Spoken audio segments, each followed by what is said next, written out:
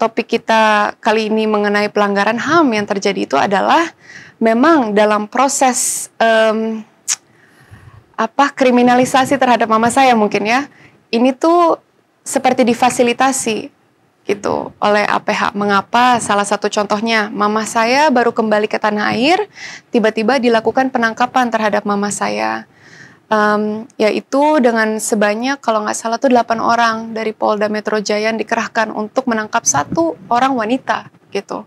Ini kan juga tidak masuk akal, tidak sesuai dengan CEDAW mungkin ya, atau peraturan perundang-undangan yang berlaku gitu.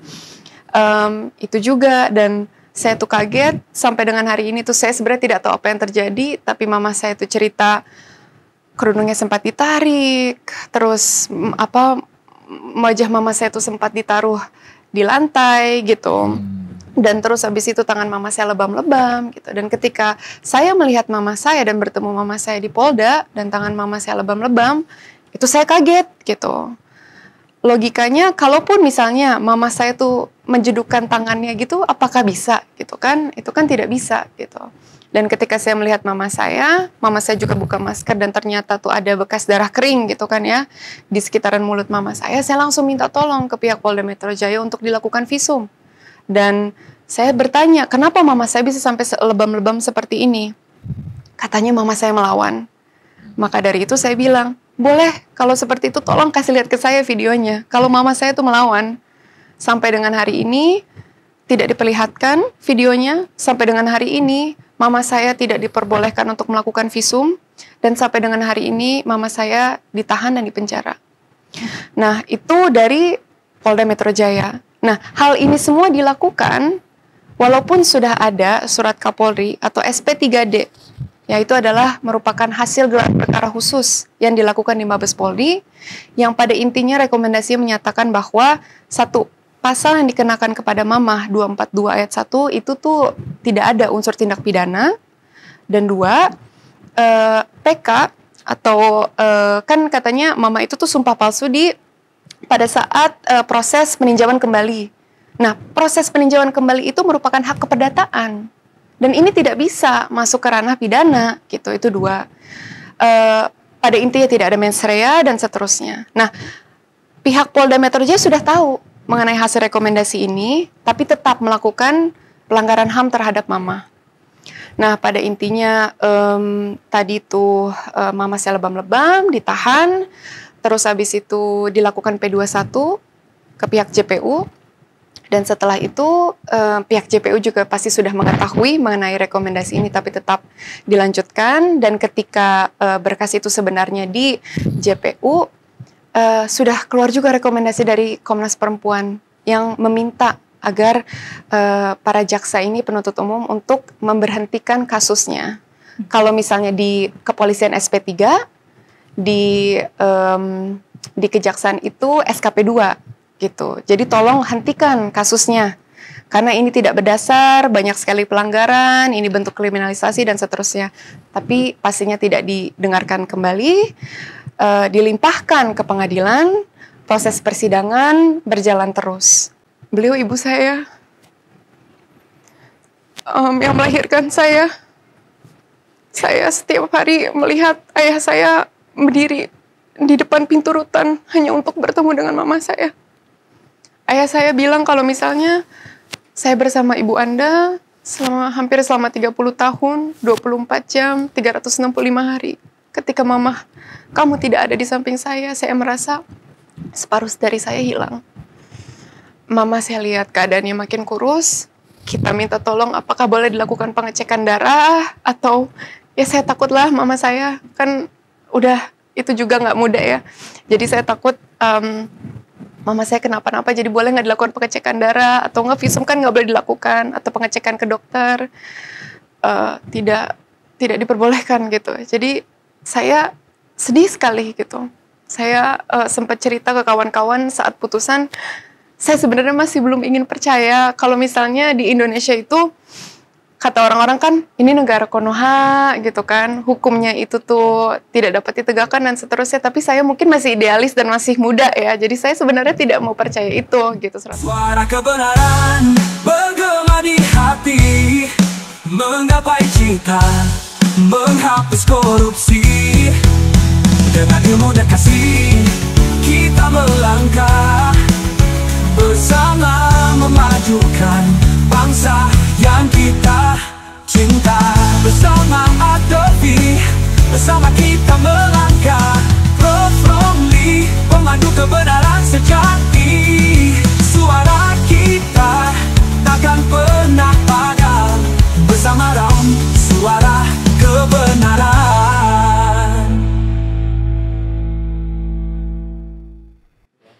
Halo, apa kabar sahabat Suara Kebenaran? Senang sekali ADR TV kembali menjumpai Anda dalam program Suara Kebenaran, program yang selalu menyuarakan kebenaran di tengah beragam kontroversi hukum yang terjadi di masyarakat.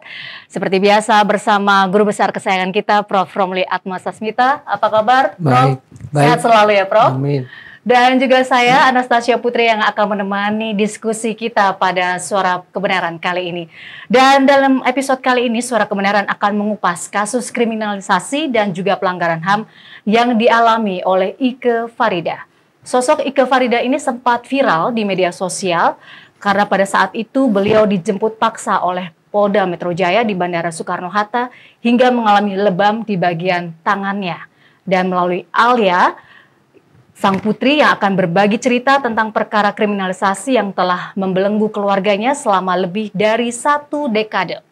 Korban dari kriminalisasi mafia peradilan ini dan juga pelanggaran HAM terus berjatuhan. Lalu apa solusinya?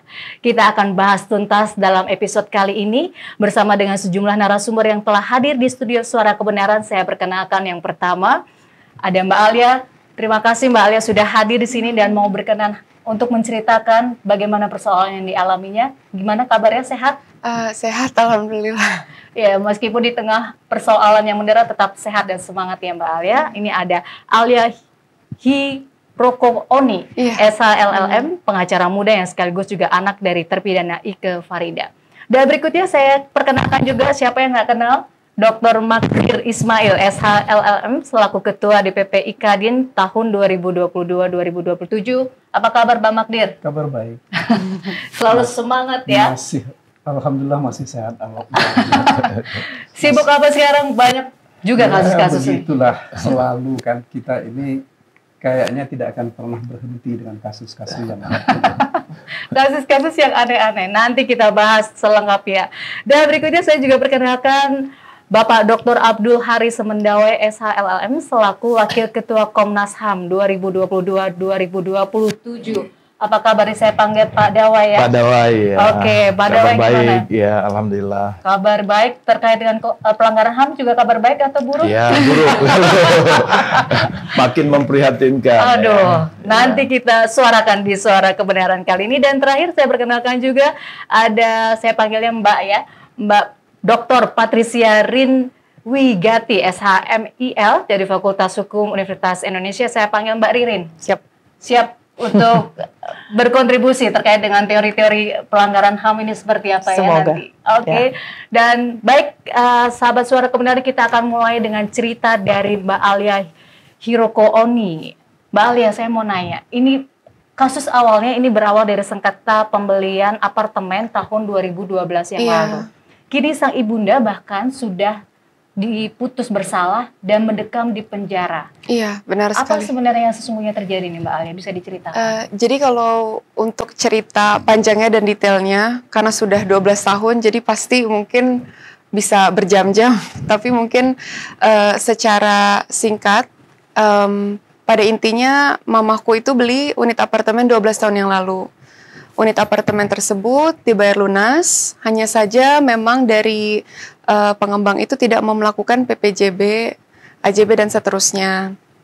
Begitu. Nah, dengan alasan kalau mama itu menikah dengan warga negara asing. Padahal hal tersebut kan memang juga tidak ada hubungannya.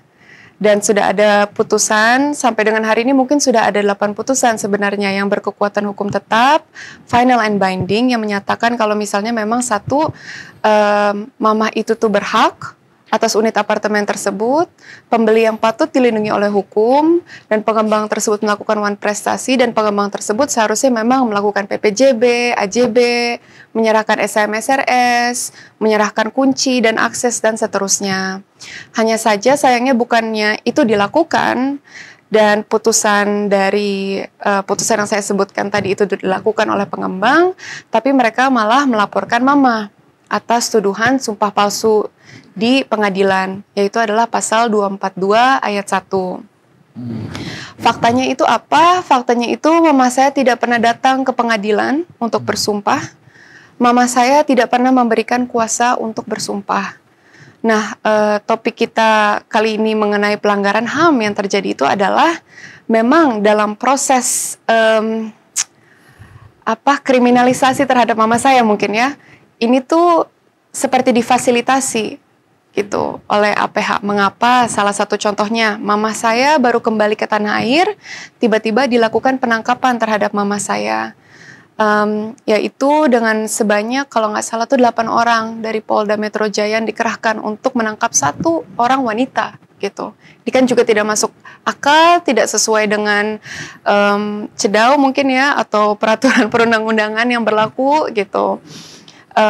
Itu juga, dan saya tuh kaget sampai dengan hari ini tuh saya sebenarnya tidak tahu apa yang terjadi, tapi mama saya tuh cerita kerudungnya sempat ditarik, terus wajah mama saya tuh sempat ditaruh di lantai gitu. Dan terus habis itu tangan mama saya lebam-lebam gitu. Dan ketika saya melihat mama saya dan bertemu mama saya di Polda dan tangan mama saya lebam-lebam, itu saya kaget gitu.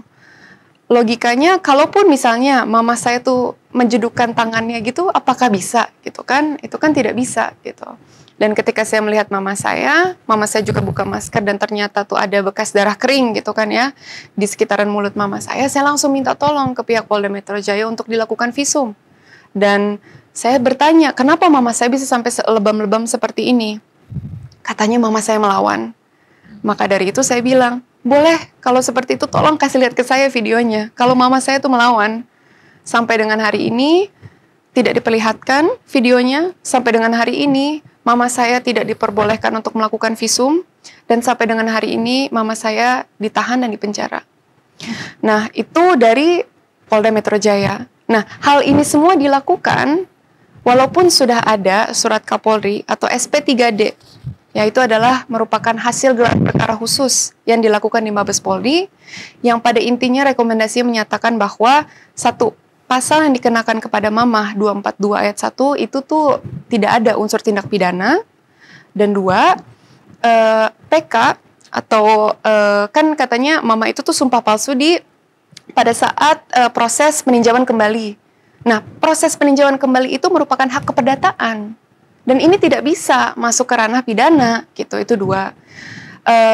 Pada intinya tidak ada mens rea dan seterusnya. Nah, pihak Polda Metro Jaya sudah tahu mengenai hasil rekomendasi ini, tapi tetap melakukan pelanggaran HAM terhadap Mama. Nah, pada intinya tadi tuh Mama saya lebam-lebam, ditahan, terus habis itu dilakukan P21 ke pihak JPU. Dan setelah itu pihak JPU juga pasti sudah mengetahui mengenai rekomendasi ini, tapi tetap dilanjutkan. Dan ketika berkas itu sebenarnya di JPU, sudah keluar juga rekomendasi dari Komnas Perempuan yang meminta agar para jaksa ini, penuntut umum, untuk memberhentikan kasusnya.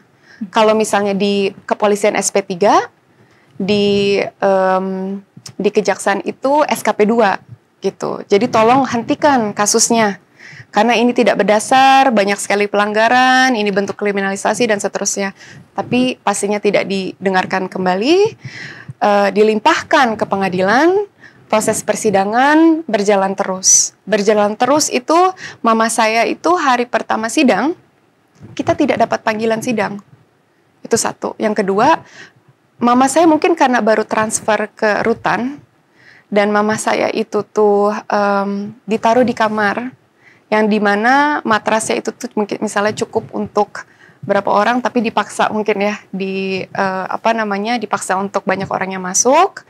Yang Mama saya itu dalam keadaan dimana tidur terlentang saja tidak bisa. Jadi tidurnya tuh kayak ikan teri. Nah, ini juga saya sebenarnya sedih sekali sih untuk semua orang selain Mama saya yang mengalami hal ini gitu.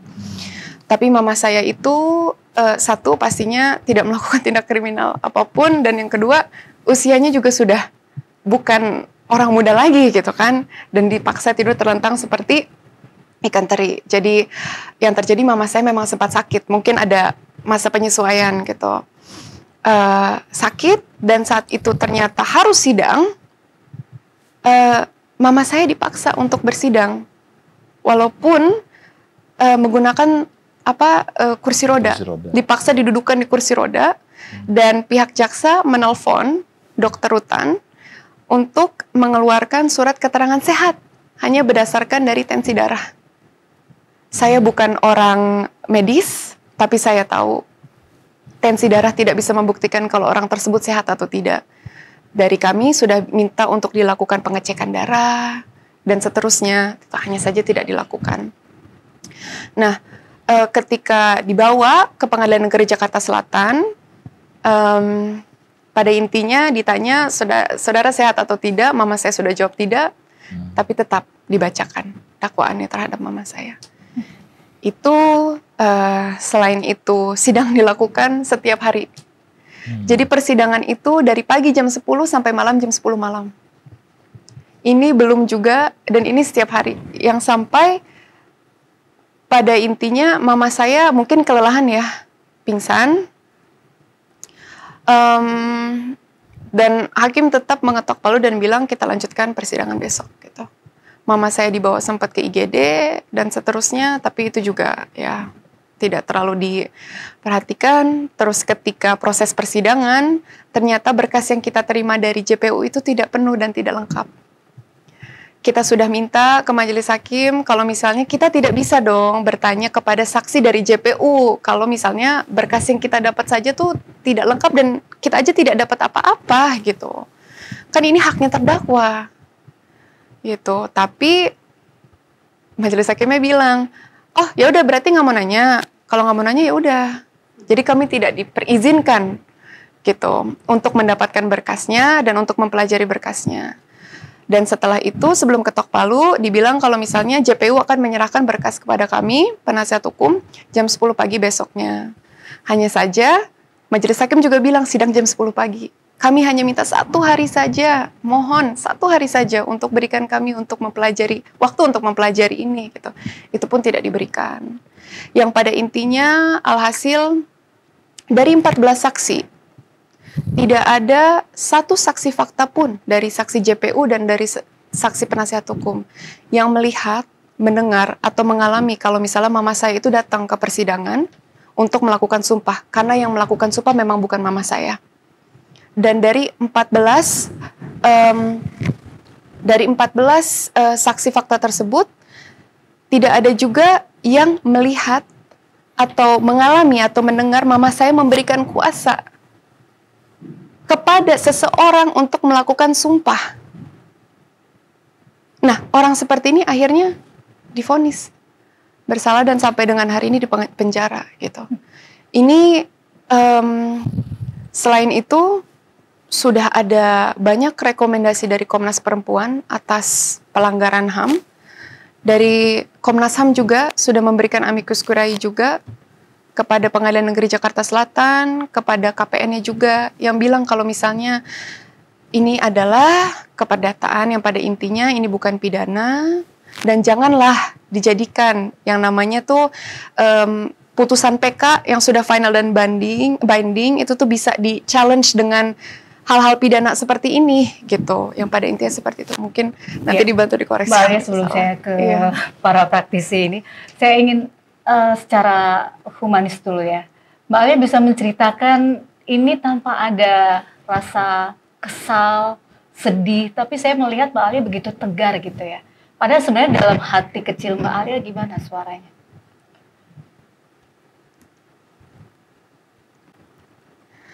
Beliau ibu saya yang melahirkan saya. Saya setiap hari melihat ayah saya berdiri di depan pintu rutan hanya untuk bertemu dengan mama saya. Ayah saya bilang kalau misalnya saya bersama ibu Anda hampir selama 30 tahun, 24 jam, 365 hari. Ketika mama kamu tidak ada di samping saya merasa separuh dari saya hilang. Mama saya lihat keadaannya makin kurus. Kita minta tolong apakah boleh dilakukan pengecekan darah atau ya saya takutlah mama saya kan udah itu juga nggak mudah ya. Jadi saya takut mama saya kenapa-napa, jadi boleh nggak dilakukan pengecekan darah, atau nggak visum kan nggak boleh dilakukan, atau pengecekan ke dokter tidak diperbolehkan gitu. Jadi saya sedih sekali gitu. Saya sempat cerita ke kawan-kawan saat putusan, saya sebenarnya masih belum ingin percaya kalau misalnya di Indonesia itu, kata orang-orang kan ini negara Konoha gitu kan, hukumnya itu tuh tidak dapat ditegakkan dan seterusnya, tapi saya mungkin masih idealis dan masih muda ya, jadi saya sebenarnya tidak mau percaya itu gitu 100%. Karena saya berpikir enggak lah, majelis hakim pasti mengertilah, sudah ada surat Kapolri, sudah ada rekomendasi, terus sudah ada saksi faktanya, sudah ada ahli juga yang bilang kalau misalnya tidak bersalah, nggak mungkin lah gitu. Terus tiba-tiba putusannya itu 242 ayat 1 junto pasal 55 gitu. Pasal 55 itu penyertaan, tapi hanya mama saya sendiri gitu. Jadi hal-hal seperti ini tuh benar-benar bikin saya tuh, hati saya tuh remuk. Dan saya hari ini di sini, terima kasih banyak Prof. Hari ini di sini dan menyuarakan ini bukan hanya untuk mama saya, karena saya ingin ini tidak akan terjadi lagi kepada siapapun. Mama saya itu adalah seorang dokter hukum yang mengerti hukum, tapi bisa dikriminalisasi seperti ini. Saya tidak ingin orang-orang lain tuh terkena musibah atau dizolimi seperti ini hanya karena mungkin tidak punya uang, tidak punya power. Saya tidak ingin itu terjadi. Maka dari itu hari ini saya di sini. Dan menjadi pengacara untuk ibunya sendiri. Oh iya, iya. Berusaha lah. Masih dibantu dengan penasihat hukum lainnya pastinya, tapi berusaha saya. Oke, baik. Luar biasa Mbak Alia atas ketegaran Mbak Alia untuk menghadapi kasus yang sudah 12 tahun ya. Itu panjang dan melelahkan. Pak Magdir sebagai pengacara senior juga sudah banyak kasus-kasus yang Bapak tangani. Bagaimana melihat kasus yang dialami oleh Ibu Ike Farida ini? Ini begini ya, pertama yang kita mesti lihat, ya, ini kan dituduh melakukan pemalsuan atau membuat keterangan palsu. Ini kan sebenarnya satu genre dari hukum kita. Kalau kita lihat ke belakang, aturan-aturan tentang ini itu adalah upaya orang untuk membuat keterangan palsu mendapatkan keuntungan. Kalau ini tadi kita dengar Alia, Ibu Ike ini kan bukan mau mendapatkan keuntungan, tetapi dia mempertahankan haknya. Ya. Jadi ketika orang mempertahankan hak, apakah boleh kita sebut orang itu melakukan pemalsuan atau membuat keterangan palsu? Persoalan pokok kita di situ. Ya. Jadi kalau saya sih melihatnya, ini lebih pada kesembronoan dan kekurangan pengetahuan kita, terutama para praktisi kita dalam melihat bagaimana sih sesungguhnya asal muasal dari perkara pemalsuan atau membuat keterangan palsu ini. Itu yang mesti dilihat akarannya dari situ. Yang saya khawatir inilah yang disalahgunakan. Saya nggak tahu apakah karena ada pembicaraan dari hati ke hati antara pelapor dengan pihak aparat penegak hukum atau seperti apa kita nggak pernah tahu. Satu hal saya kira ya ini yang mesti menjadi concern kita. Saya nggak tahu teman-teman melihatnya dari sisi hak asasi manusia. Penyalahgunaan kewenangan untuk melakukan penahanan. Ya. Ini kan selalu mereka sandarkan kan pasal 21 KUHP. Syarat orang itu kan syarat subjektif ya. Selalu disebut syarat subjektif untuk melakukan penahanan. Kalau orang itu akan melarikan diri, kalau akan menghilangkan barang bukti, kalau akan mengulangi perbuatan. Orang seperti Ibu Ike ini, apa yang mau dia ulangi perbuatannya? Mau nipu orang kan enggak. Mau beli apartemen lagi kan enggak mungkin. Mau menghilangkan barang bukti apa yang mau dihilangkan? Transaksi terhadap apartemen itu kan enggak mungkin dia hilangkan. Dan seterusnya. Nah ini yang selalu disalahartikan seolah-olah ini adalah kewenangan mutlak dari aparat penegak hukum untuk melakukan penahanan. Ya. Saya kira ini koreksi kita ini mungkin Prof. Romli ya untuk ke depan.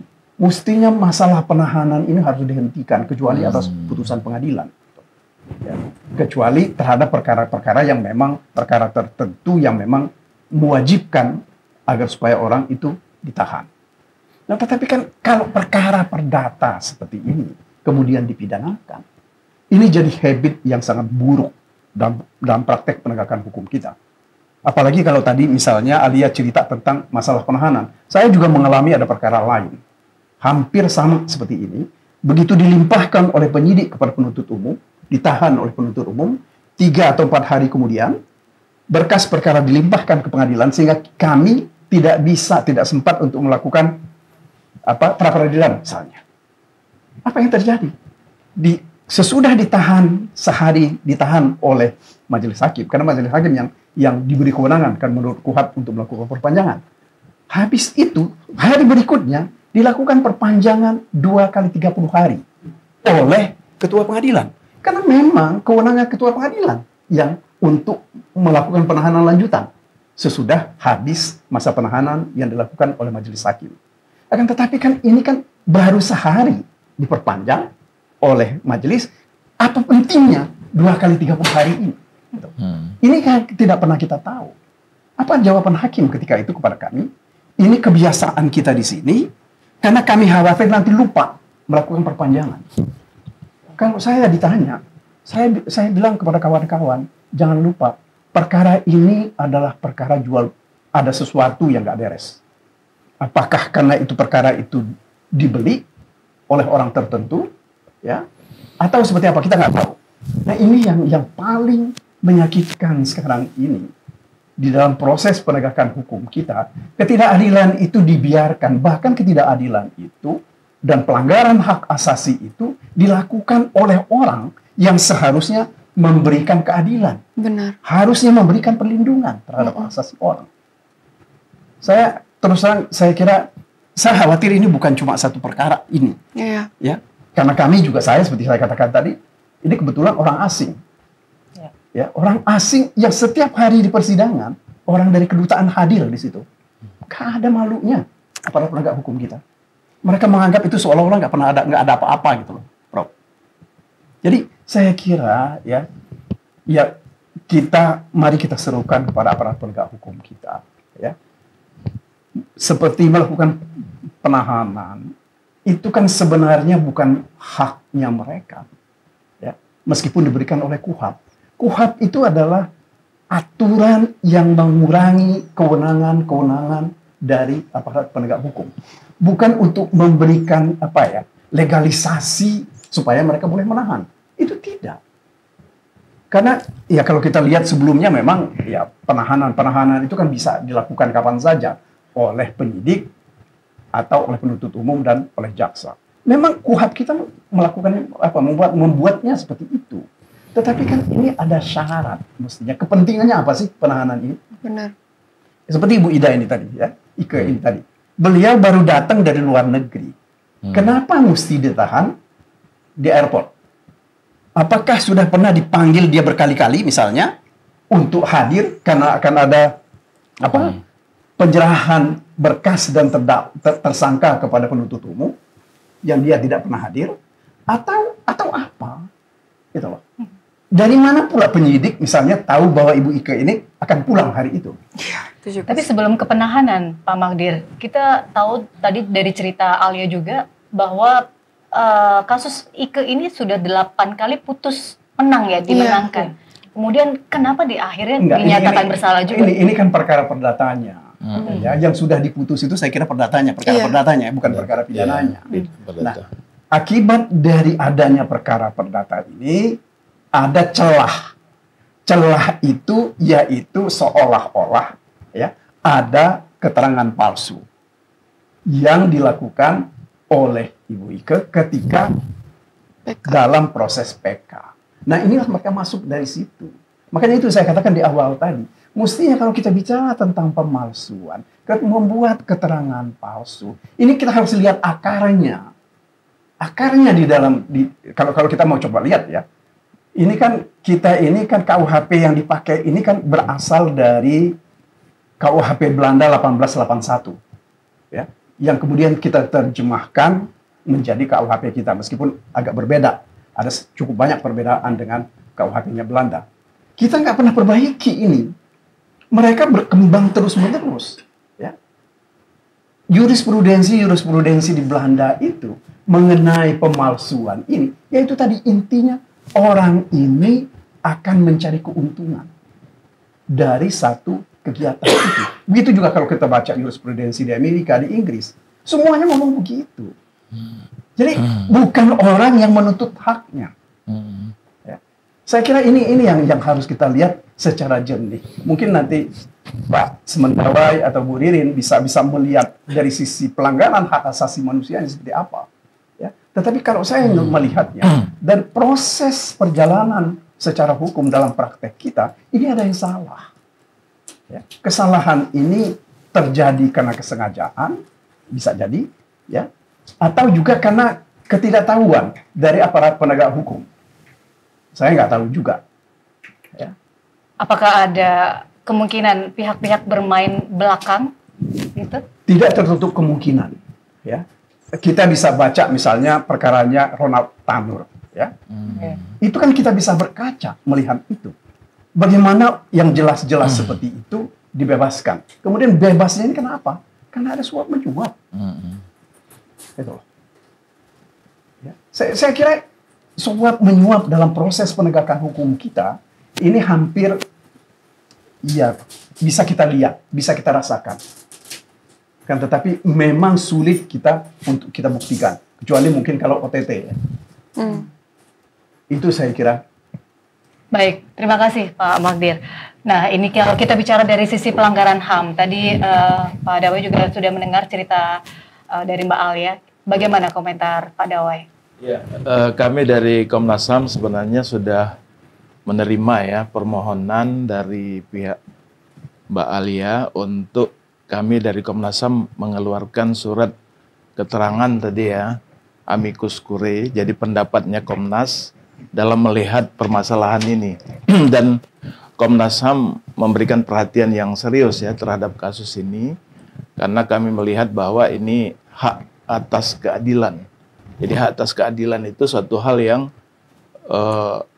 saya kira Prof. Romli waktu itu yang membuat undang-undang hak asasi manusia, itu salah satu dari 10 hak asasi manusia yang penting di dalam undang-undang itu, yang sebenarnya ingin menegaskan bahwa apabila seseorang terlanggar haknya, maka negara harus menyiapkan mekanisme mereka untuk mereka tempuh guna menuntut apa yang menjadi haknya. Itu yang pertama.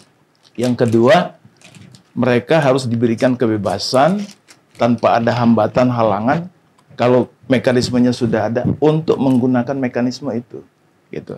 Dan selama ini kan proses hukum berjalan, tadi 6 kali proses perdata ya, berhasil, dan itu merupakan hak warga negara untuk menggunakan mekanisme tersebut. Nah, tapi kemudian tadi setelah PK terjadi, tahu-tahu ada kriminalisasi atau tuduhan pidana terhadap orang yang tadinya menuntut haknya gitu. Nah, karena itulah kemudian Komnas menilai bahwa kita mengkhawatirkan tindakan kriminalisasi itu adalah dalam rangka untuk menghambat seseorang menggunakan haknya menuntut keadilan tadi. Jadi kami melihatnya seperti itu. Jadi secara tegas kami mengatakan bahwa harusnya tindakan ini tidak ditempuh ya. Jadi itu kan mekanisme yang memang disediakan untuk warga negara.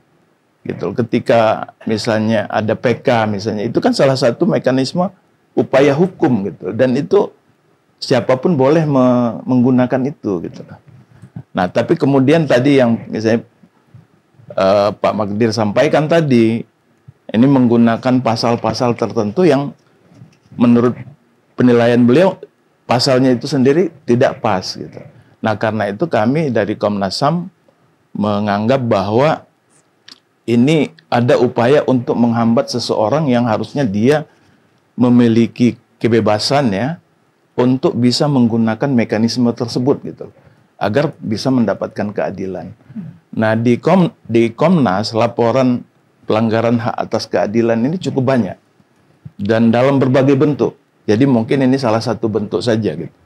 Tapi bentuk-bentuk lain misalnya ada yang seorang yang menjadi korban, dia melapor kepada kepolisian, ternyata tidak direspon dengan baik. Dan itu banyak sekali kasus-kasus seperti itu. Dan mungkin kita bisa saksikan juga di berbagai media ya. Kemudian kasusnya ternyata tidak ditindaklanjuti secara cepat misalnya. Bertele-tele, ada yang sampai bertahun-tahun nggak selesai-selesai gitu kan. Tapi ada juga ternyata kasus yang loh kok bisa cepat sekali gitu. Nah ini menimbulkan pertanyaan-pertanyaan juga. Nah kemudian hak atas keadilan itu juga terkait dengan fair trial ya. Peradilan yang fair. Peradilan yang fair itu misalnya tadi dalam proses peradilan pidana hak dari tersangka terdakwa ini kan harus diberikan. Jadi misalnya kalau dia dalam kondisi sakit ya harus difasilitasi dengan baik gitu loh. Hak pendampingan bantuan hukum ya untuk mendapatkan bantuan hukum itu juga harus diberikan dengan baik gitu loh. Dan juga pertanyaan mendasar juga apakah memang harus dilakukan penahanan, karena dalam kacamata hak asasi manusia penahanan itu kan nggak wajib. Dalam hukum pidana juga saya kira dalam KUHAP juga penahanan itu kan nggak wajib. Benar. Harus ada syarat-syarat tertentu yang tadi disampaikan Bang Magdir juga bahwa tadi syarat subjektif, syarat objektif ya. Tapi kalau kita lihat ya ini kan bisa kita pertanyakan bahwa ini sudah memenuhi syarat kok menurut kacamata saya sendiri mungkin ya meragukan juga alasan untuk tetap menahan gitu. Sehingga apakah penahanan itu juga bagian dari proses untuk menghambat seseorang untuk mendapatkan keadilan gitu. Nah, jadi hak atas keadilan ini kalau kita biarkan praktik-praktik seperti ini terus terjadi, kita khawatir nanti ketika ada orang menjadi korban, haknya dilanggar, kemudian dia menuntut haknya, dia akan mengalami pembalasan atau serangan balik terhadap dirinya gitu. Dan kalau ini terjadi, ya kita hak atas keadilan itu sulit akan ditegakkan gitu, sulit akan dipenuhi. Jadi serangan-serangan balik terhadap orang yang menuntut haknya itu harusnya tidak boleh terjadi gitu. Baik itu dalam bentuk secara fisik, psikis, termasuk juga upaya hukum. Makanya kan kalau Prof. Romli juga mungkin masih ingat ya, ada undang-undang perlindungan saksi dan korban misalnya.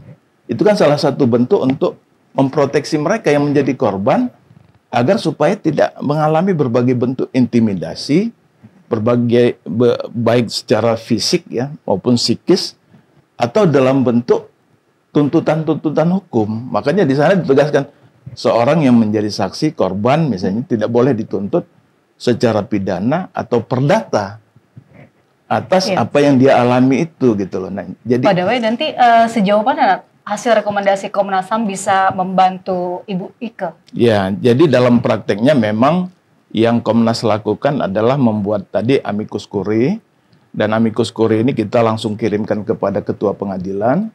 Oleh ketua pengadilan disampaikan nanti kepada majelis. Nanti tergantung majelis untuk mempertimbangkannya. Yang jelas kita sudah sampaikan. Nah, dalam beberapa kasus dan cukup banyak juga kasus, surat dari Komnas itu dipertimbangkan. Nah, dijadikan salah satu pertimbangan ya.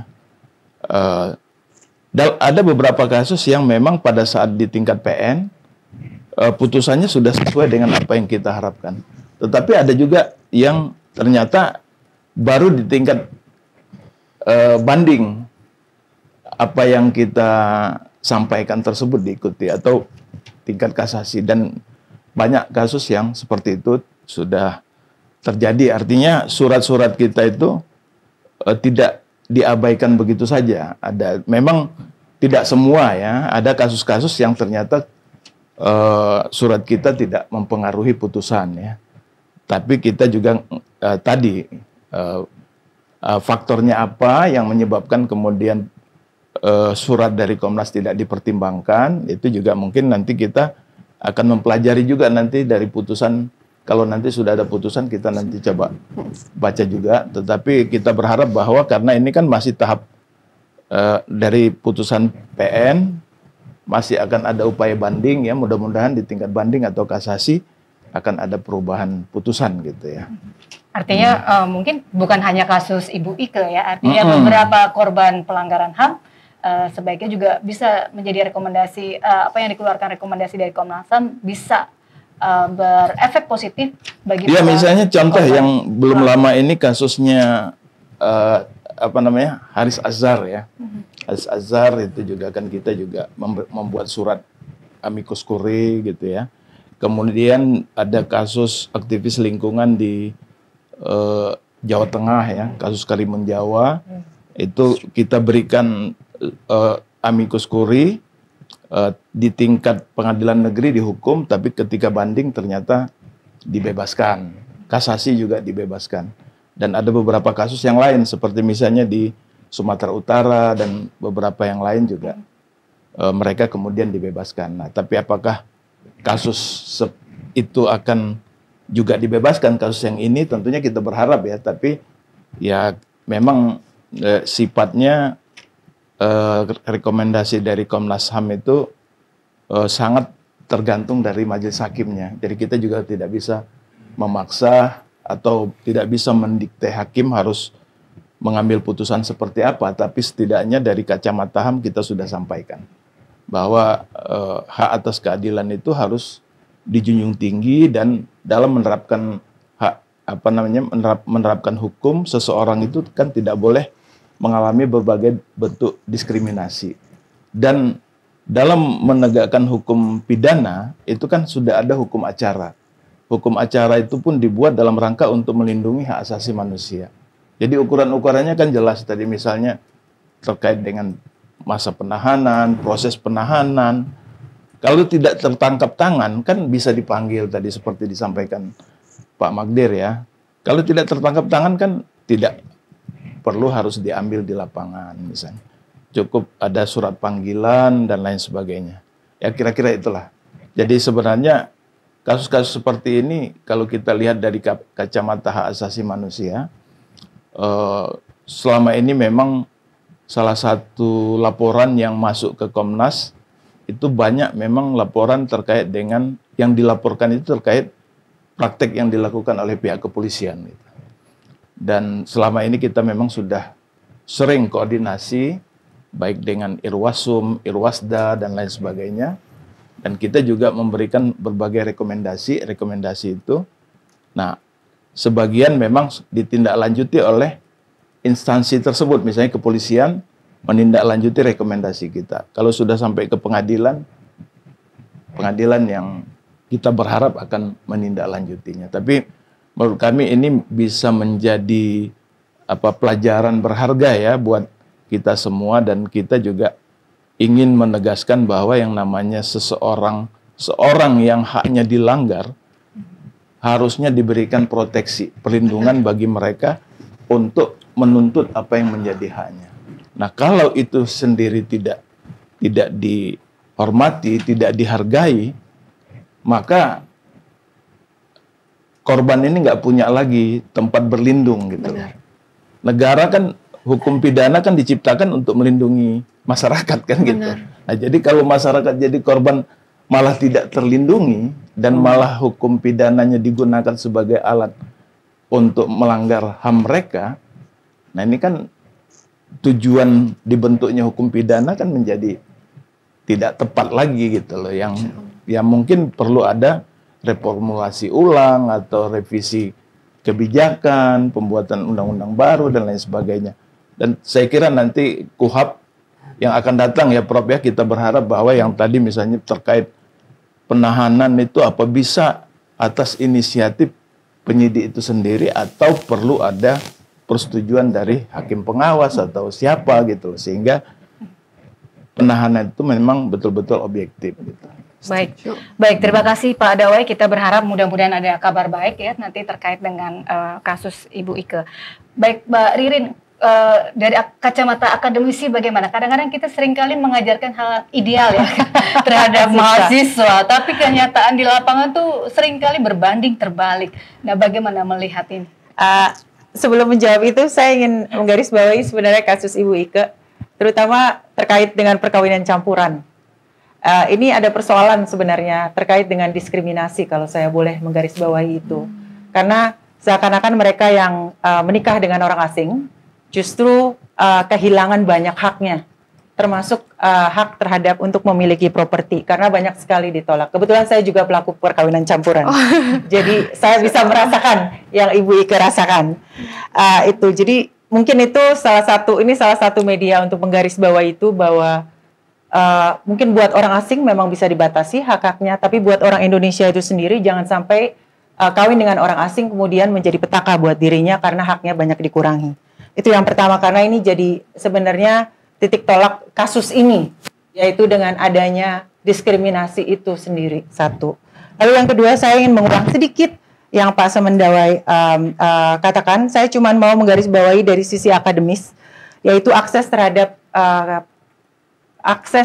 keadilan, access to justice kalau bahasa Inggrisnya. Itu kan akses terhadap keadilan, bukan akses terhadap penahanan yang adil, atau penangkapan yang adil, tapi lebih di dalam satu kerangka, yaitu keadilan, adil. Jadi yang mau dilihat adilnya, harusnya itu adalah dari kasusnya itu sendiri, prosesnya, dan hasilnya.